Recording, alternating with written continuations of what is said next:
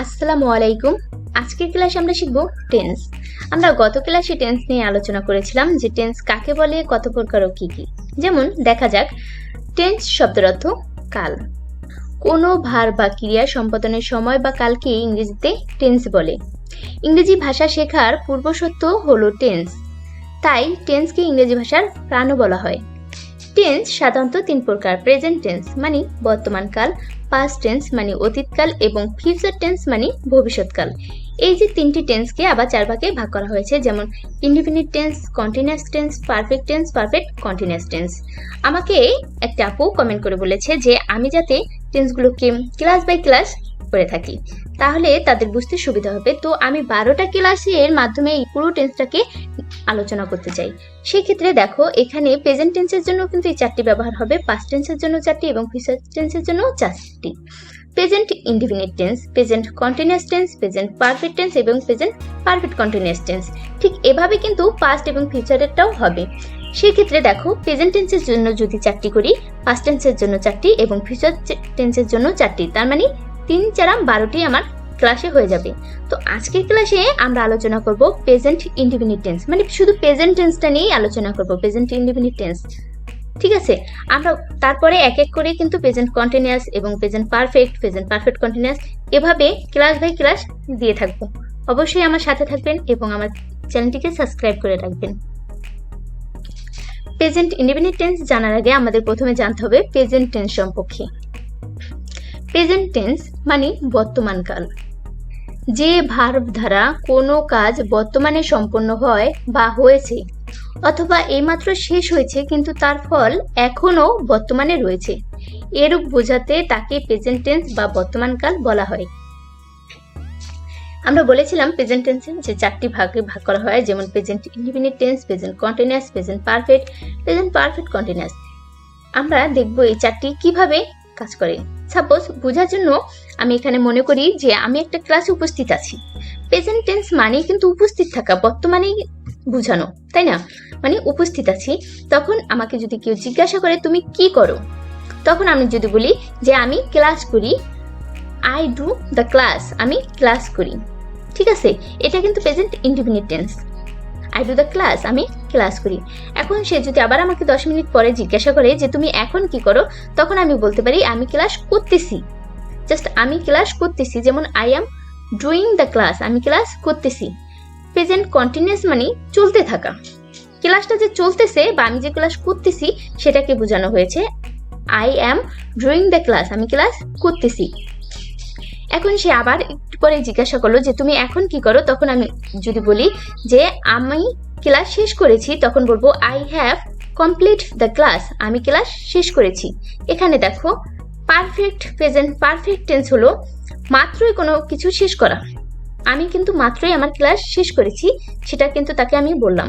এখন সে আবার যদি জিজ্ঞাসা করে যে তুমি কি করো, তখন আমি যদি বলি যে আমি এখানে 1 ঘন্টা ধরে ক্লাস করছি, তাহলে আমরা কিন্তু প্রেজেন্ট পারফেক্ট কন্টিনিউয়াস টেন্স ব্যবহার করতে পারি। যেমন I have been doing the class here for an hour, আমি এখানে 1 ঘন্টা ধরে ক্লাস করছি।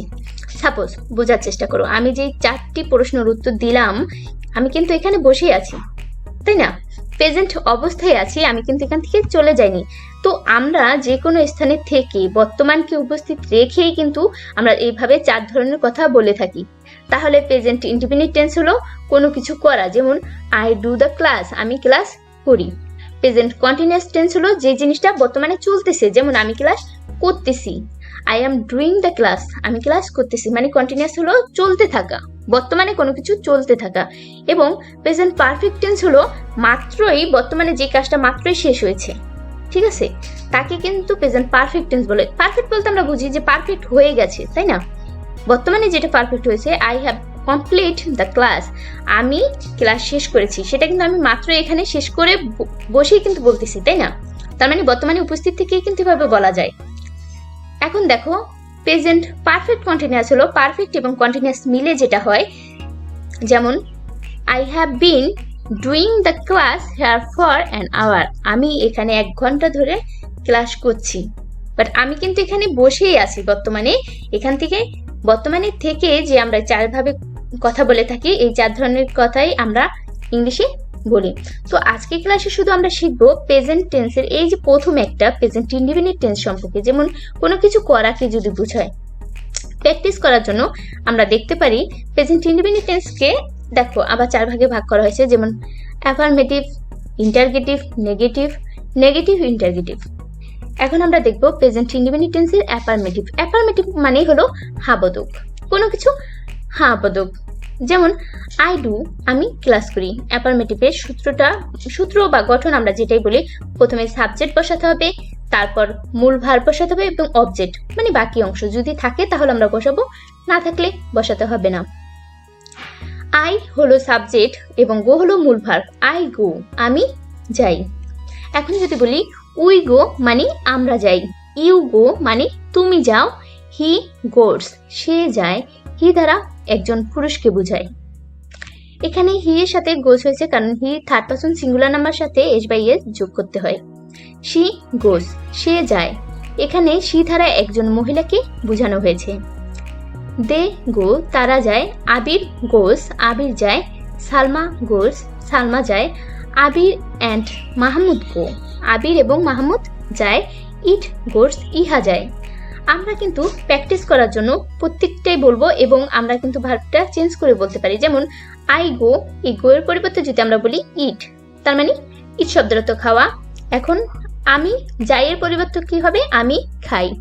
আই ইট আমি খাই, আই রিড আমি পড়ি, আই ডু আমি করি, আই স্লিপ আমি ঘুমাই, আই সি আমি দেখি এবং আই সে শব্দের অর্থ বলা, আমি বলি।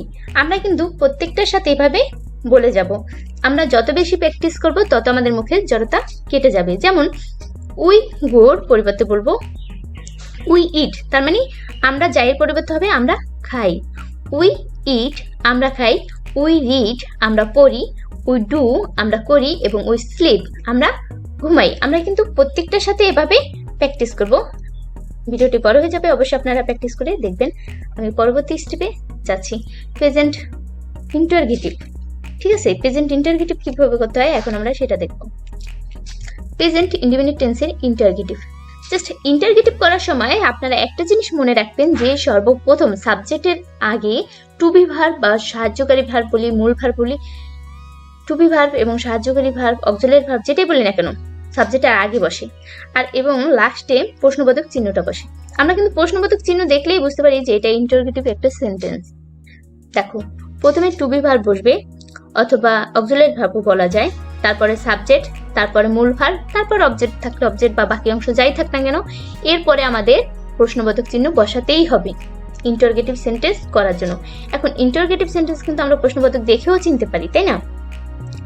ডু আই গো আমি কি যাই, এখানে ডু হলো টু বি ভার্ব বলা হয়, সাহায্যকারী ভার্বও বলা হয়, একে অক্সিলারি ভার্বও বলা যায়।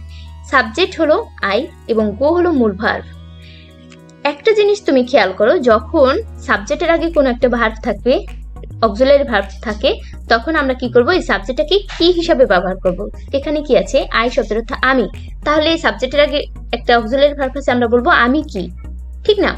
ডু আই তার মানে আমি কি, ডু আই গো আমি কি যাই। এখন যদি বলি আমি কি খাই, তার মানে do I eat, do I read আমি কি পড়ি। আমরা এভাবে কিন্তু বলবো ডু আই মানে আমি কি। দেখো ডু উই গো আমরা কি যাই, ডু ইউ গো তুমি কি যাও, ডাস হি গো সে কি যায়। এখানে হি দ্বারা একজন পুরুষকে বোঝানো হয়েছে এবং ডাস হি গো সে কি যায়, সি দ্বারা একজন মহিলাকে বোঝানো হয়েছে। ডু দে গো তারা কি যায়, আবির ডাস আবির গো আবির কি যায়, ডাস সালমা গো সালমা কি যায়, ডু আবির অ্যান্ড মাহমুদ গো আবির এবং মাহমুদ কি যায়, ডাস ইট গো ইহা কি যায়। এখন আমরা বুঝতে পারলাম ডু কোথায় বসে এবং ডাস কোথায় বসে। ডাস হবে থার্ড পারসন সিঙ্গুলার নাম্বার সাথে ডাস বসে, যেমন হি শি, তারপরে কোন একটা নাম, ইট, এগুলো কিন্তু থার্ড পারসন সিঙ্গুলার নাম্বার, সেক্ষেত্রে ডাস হয়েছে। ক্লিয়ার? এখন আমরা দেখব নেগেটিভ করা। প্রেজেন্ট ইনডিফিনিট টেন্সের কিভাবে নেগেটিভটা করতে হয়। নেগেটিভ করার জন্য সব সময় তোমরা খেয়াল রাখবে যে সাবজেক্টের পরে কোনো একটা অক্সিলারি ভার্ব বলো, টু বি ভার্ব বলো, সাহায্যকারী ভার্ব বলো, যেটাই বলো না কেন তা বসবে এবং তারপরে নট বসাতে হবে। নট বসানোর পরে আমাদের মূল ভার্বটা বসাতে হয় এবং তারপরে অবজেক্ট মানে বাক্যাংশ যদি কোনো কিছু থাকে আমরা বসাবো, না থাকে না বসালেও চলবে। যেমন আই ডু নট গো, আমি যাই না। আই ডু নট গো, এখানে আই হলো সাবজেক্ট, এখানে ডু হলো অক্সিলারি ভার্ব, অথবা আমরা টু বি ভার্ব সাহায্যকারী ভার্বও কিন্তু ডুকে বলতে পারি। এরপর আমাদের বসাতে হয়েছে নট, তারপরে মূল ভার্ব। আমাদের সেন্টেন্সটা কিন্তু এই যে নেগেটিভস করার জন্য এভাবেই সাজিয়ে বসাতে হবে। তাহলে দেখো, আই ডু নট গো, আমি যাই না। উই ডু নট গো, আমরা কি যাই না। ইউ ডু নট গো, তুমি যাও না। হি ডাজ নট গো, সে যায় না। এখানে হি দ্বারা একজন পুরুষকে বোঝানো হয়েছে। হি যেহেতু থার্ড পারসন সিঙ্গুলার নাম্বার, সেক্ষেত্রে হি কিন্তু ডু হবে না, ডাজ হয়ে যাবে। আমরা কিন্তু এর আগেও দেখেছি হি এর ক্ষেত্রে ডাজ হয় এবং সে এর ক্ষেত্রেও কিন্তু ডাজ হয়। থার্ড পারসন সিঙ্গুলার নাম্বার হলে সেখানে ডাজ হয়। যেমন শি ডাজ নট গো, সে যায় না, সি দ্বারা একজন মহিলাকে বোঝানো হয়। দে ডু নট গো, তারা যায় না। আবির ডাজ নট গো, আবির যায় না। Salma does not go, Salma যায় না। Abir and Mahmud do not go, Abir এবং মাহমুদ যায় না। ইট ডাজ নট গো, ইহা যায় না।